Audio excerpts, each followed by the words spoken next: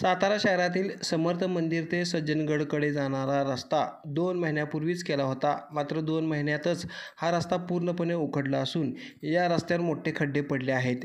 या खड्ड्यांमुळे अपघात होऊन 2 महिला गंभीर जखमी झाल्या आहेत. त्यामुळे याचा जाब विचारण्यासाठी शिवसेना उद्धव ठाकरे गट यांच्यातर्फे संबंधित अधिकारी व ठेकेदाराला जाब विचारण्यासाठी आज सोमवारी 5 जुलै रोजी दुपारी 12 वाजता या रस्त्यावरील बोगदा येथे रस्त्यावर खुर्च्या ठेवून रस्ता अडवून आंदोलन केले.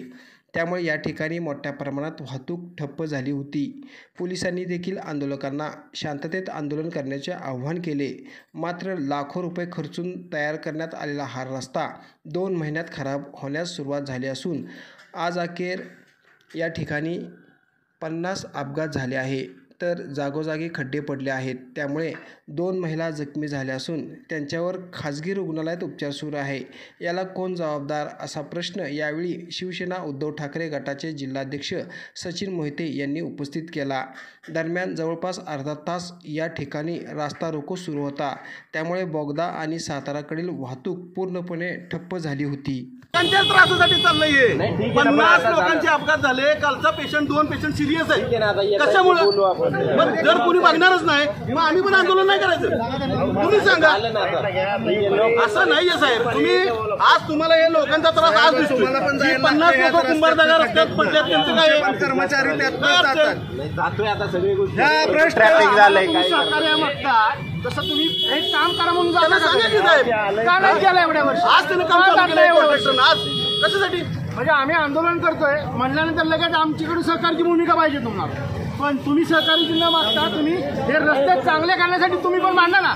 का मांडू शकत नाही? मंदिर ते सज्जनगड रस्ता अवघ्या 2 महिन्यापूर्वी झालेला रस्ता आहे. किती? फक्त 2 महिने.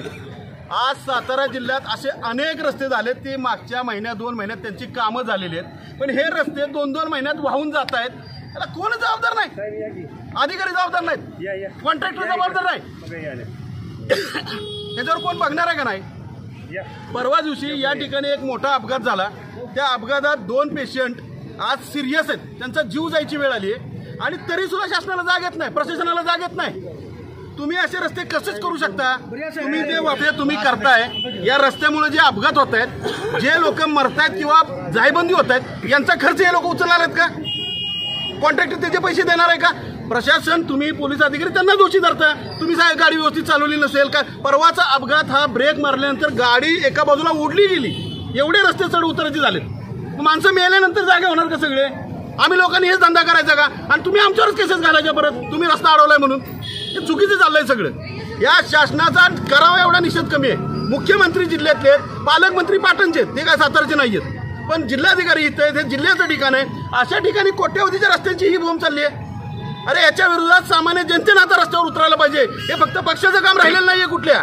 आमचं तुमच्या माध्यमातून सगळ्यांना आव्हान आहे की जिथं असा भ्रष्टाचार दिसेल ना, लोकांनी तिथं रस्त्यावर उतरा. तुमची भूमिका सांगा आजची. आमची भूमिका स्पष्ट आहे. या कॉन्ट्रॅक्टरवर कारवाई झाली पाहिजे.